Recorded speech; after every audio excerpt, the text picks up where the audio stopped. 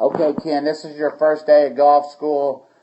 These are our before videos from behind. Now, what we realized with you is because you used to slice the ball so much, you developed aiming way left without even knowing it. Okay, so now what we've done is we've really worked on no more incorrect practice. If you go to the driving range, make sure you have something on the ground so you know 100% where you're aimed, so you can work on a good swing path. You can tell yourself if the ball's starting straight left or right. Remember, you can't get better if you don't understand that you got to start the ball straight, then we got to fix our blade, then we got to fix our levels, okay?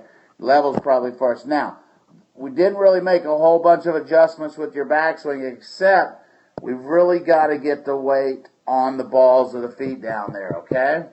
You've really got your weight back. You can almost see we've got to get the weight over this part. Remember, your right leg's your power post. You do a wonderful job turning around that. But let's really work on getting the weight, not on the toes, but on the balls of the feet, okay? Now, the biggest thing we're working on is hip high. We got to get that blade square. So at hip high right here, taking it back, your club is a little closed right here. That's what we'd call closed, and it's a little outside.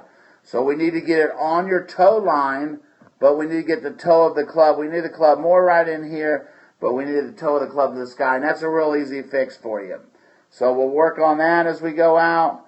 Now, as you go to the top, we're going to try to keep that left foot on the ground. Notice how it's coming up. If it gets pulled up, that's fine, but you're lifting it up. Ken, the best part about your swing is how nice and tight your hips are. What I mean by that is power comes from the amount of shoulder turn in relationship to hip turn. We want about 50% of our turn to come from our hips and about 100% of our turn to come from our shoulders. You do that real good. You got the weight on the inside of the pitcher's rubber down here. You're keeping the weight on the inside of that foot. That's awesome. Okay, that's your power post. Now, as you start down, remember, now you're going to practice with something down here that's going to actually help you with your swing path, right? We found out you naturally come from inside. That club's behind your hands. That club's inside the line. But when we get to impact, the blade's way outside. And that's why sometimes you swing across the ball and catch it on the toe. Okay? So if that board was down there right now, we'd hit it, wouldn't we?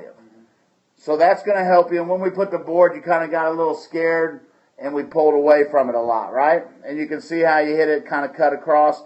Love the hips action. How I can see your left cheek. I can see your left leg. Hips are turned to target. Fantastic stuff there. But remember, what we're working on, we'll see from the front view at this point, we got to get the elbows together so we can get some rotation where we're not pulling. There's your pulling that left arm, okay? You can see it comes way too early visible on the left side. That shows we're pulling. Love how your weight's getting to the left, though, Ken. Fantastic. Okay, this is coming your way.